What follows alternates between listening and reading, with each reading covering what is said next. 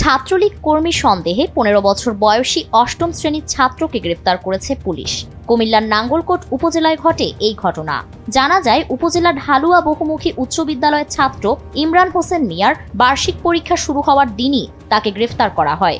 নিষিদ্ধ সংগঠন ছাত্রলীগ কর্মী সন্দেহে গ্রেফতার করে আদালতের মাধ্যমে কুমিল্লা কেন্দ্রীয় কারাগারে পাঠানো হয় তাকে। ইমরান হোসেন উপজেলার ঢালুয়া ইউনিয়নের চিওরা গ্রামের ডেকোরেটর ব্যবসায়ী ইসহাক মিয়ার ছেলে। পরিবারের দাবি, পুলিশের অভিযোগ ভিত্তিহীন। ইমরান কোনো রাজনৈতিক কর্মকাণ্ডের সঙ্গে যুক্ত নয়। তবে পুলিশ বলছে, গ্রেফতার হওয়া কয়েকজন ছাত্রলীগ কর্মীর তথ্যের ভিত্তিতে তাকে আটক করা হয়েছে। ইমরানের বাবা ইসহাক মিয়া জানিয়েছেন, তিনি নিজেও কোনো রাজনীতির সঙ্গে যুক্ত নন। তিনি বলেন, আমার ছেলেটার জীবন শেষ করে দেওয়া হলো। আজ ওর ফাইনাল পরীক্ষা, কিন্তু নির্দোষ ছেলেটা কারাগারে। তিনি আরও অভিযোগ করেছেন, কেউ ষড়যন্ত্র করে পুলিশকে দিয়ে আমার ছেলেকে ফাঁসিয়েছে।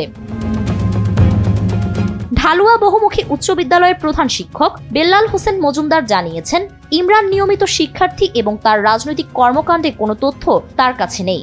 স্কুল ছাত্রের গ্রেফতারের বিষয়টি নিয়ে তিনি অবাক। সোমবার গভীর রাতে ইমরানকে আটক করা হয়। পরদিন নাঙ্গলকোট থানায় পুলিশ ২৫ জনের নাম সহ ৫০ থেকে ৬০ জন অজ্ঞাতনামা ব্যক্তিকে আসামি করে সন্ত্রাস বিরোধী আইনে একটি মামলা দায়ের করে। ওই মামলায় ইমরানকে ৬ নম্বর আসামি হিসেবে অন্তর্ভুক্ত করা হয়। পুলিশ দাবি করেছে, গ্রেফতারের আগে আরও ৫ জনকে জিজ্ঞাসাবাদ করে ইমরানের নাম নিশ্চিত করা হয়েছে। আদালতের মাধ্যমে তাকে কারাগারে পাঠানো হয়েছে।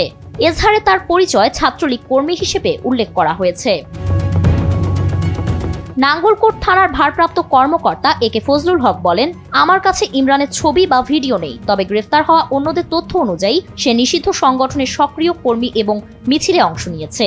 তিনি আরও বলেন, ছেলেটিকে সুনির্দিষ্ট তথ্যের ভিত্তিতে গ্রেফতার করা হয়েছে। বাকিটা তদন্তে প্রমাণ হবে।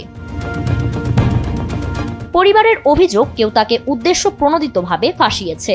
ইমরান এই ঘটনায় তার বার্ষিক পরীক্ষায় অংশ নিতে পারেননি, যা তার ভবিষ্যতের শিক্ষা জীবনের জন্য বড় প্রভাব ফেলতে পারে।